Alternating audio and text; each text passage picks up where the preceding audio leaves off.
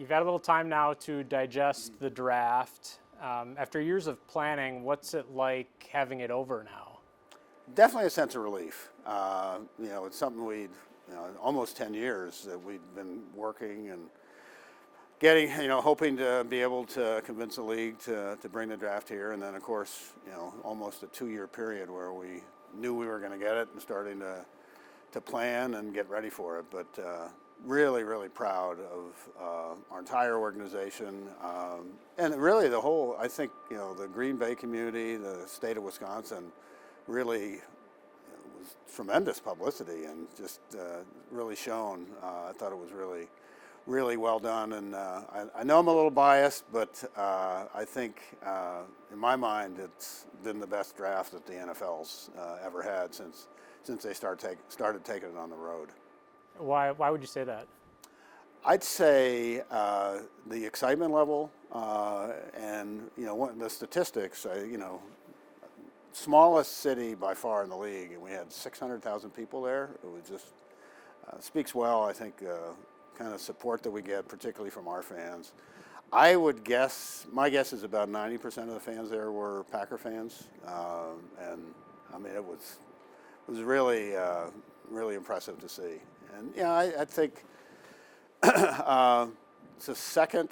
The other thing, the great attendance, second most ever behind Detroit, and the TV ratings were phenomenal. I think averaged 7 million. I think for the Friday night, or excuse me, the Thursday night, 13 and a half was the most ever to watch the draft, other than COVID.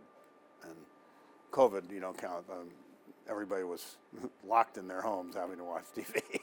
There was no other choice, but no, there was obviously an awful lot of interest. So that being said, what would you give a grade for hosting the draft? Well, A+. No, I thought, and it's not just the Packers. I think it was a real team effort. The Ashwaubenon, Greenbay, the state, PMI, Discover Greenbay. Everybody was great, and I think, we all, and the politicians, God bless them, they all, everybody worked together on it, and we all knew that this was going to be a seminal moment for this community. Anything surprise you? I was a little surprised by particularly the turnout on Saturday. I thought that might dip a little, but I think we had more people on Saturday than any day. The weather cooperated, but no, it was just overwhelmingly positive.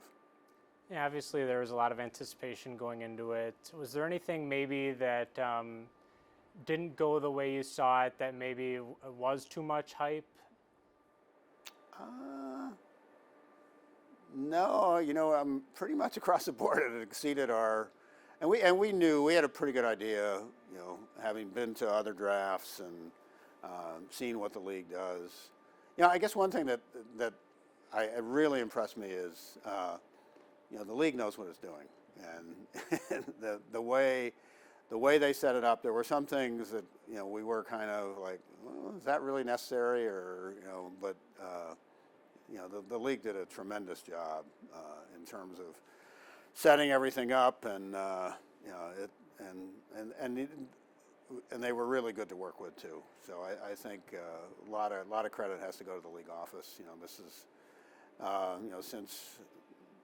since 2000, and once they started taking it on the road in 2015, I think they've kind of have it down, and they know exactly how to set it up, and it was impressive to see it kind of all play out.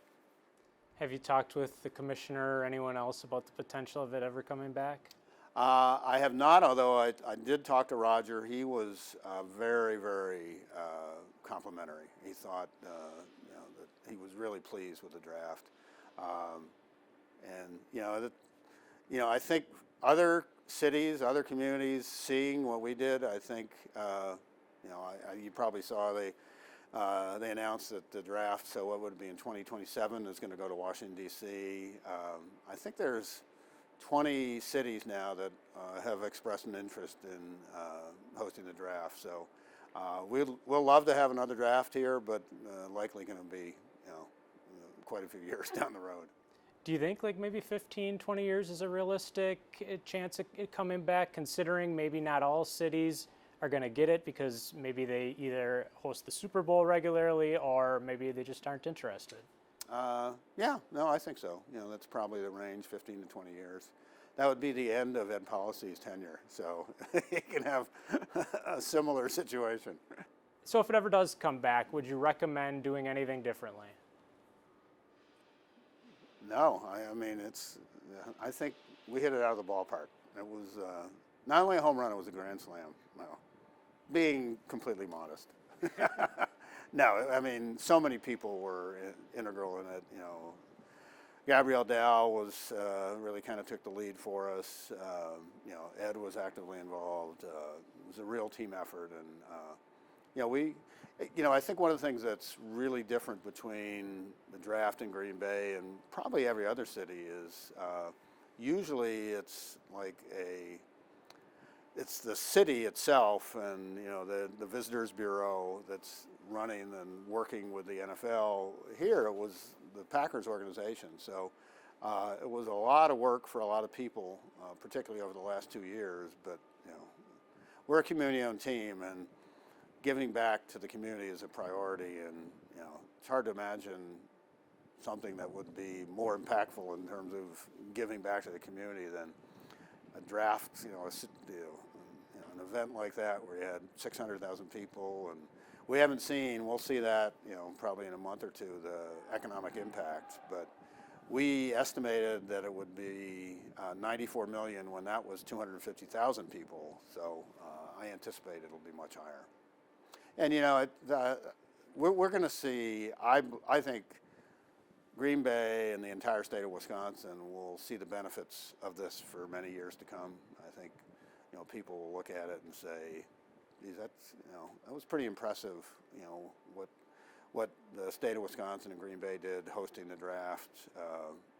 Maybe we want to have an event here, or, we really liked, and I didn't listen to a lot of it because I was actually in the draft room, but it sounds like the commentators during the draft coverage were very positive about Green Bay and Wisconsin. And I think as a result, you probably have a lot of people that, maybe those summer vacation plans might end up in Wisconsin, rather than, I don't know, Hawaii or some other places.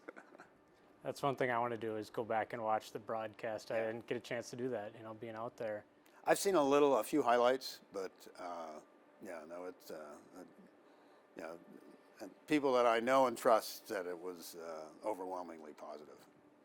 What was it like for you on that first night announcing the Packers selection? Oh, I was very honored to be selected to do that, and I was very glad that he had a name that was very easy to pronounce. I didn't want to screw it up, but I knew I was going to do it, the first pick, our first pick, and I did. I told Brian, don't think about me if we need to trade out of the first round, because that's the best thing to do that. But I went a little bit off script, and I would tell you one of the things that really stood out to me was how closely our fans follow college football, follow the draft. And this, when I went off script and I decided to say, for the first time since 2002, we're going to draft a wide receiver. But as soon as I said for the first time since 2002, I think almost all of our fans knew exactly that we were going to draft a wide receiver, and I think most of them knew it was going to be Matthew Gordon. That it was going to be Matthew Golden, and that was really fun to be a part of that moment. Yeah, it was. The other thing that was kind of fun to see was I think it's Barryn Sorrell. When I was in the draft room, and I saw that we were going to draft him, and suddenly we all realized he's here. We didn't know that he was still in Green Bay and around the stadium. So that was really exciting, and obviously the way the excitement that he saw was unbelievable. It's funny. One of the things that I thought about during that whole, especially watching Golden and Sorrell and how excited they were. You know, there was a time, you know, in the 70s and 80s when nobody wanted to come to Green Bay. You know, players, players when they were drafted by Green Bay, they viewed it as, you know, that's a place you don't want to go. And it's really exciting to see how different that is now.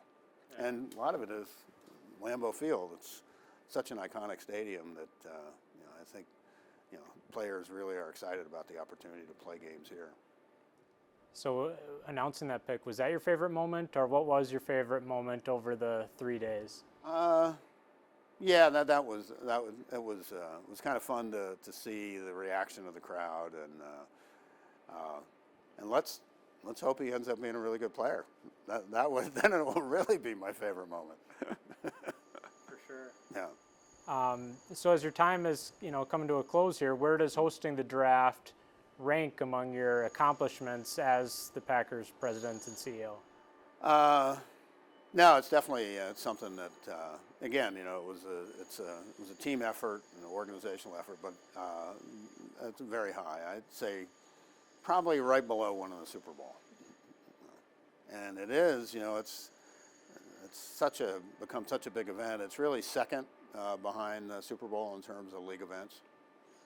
And you know, I think our fans saw firsthand, you know, just what it's become and how impactful it is in communities now. You know, and the nice thing about it is it's free. I mean, you know, so for fans to come and not have to shell out the kind of money you have to go to the Super Bowl is pretty exciting.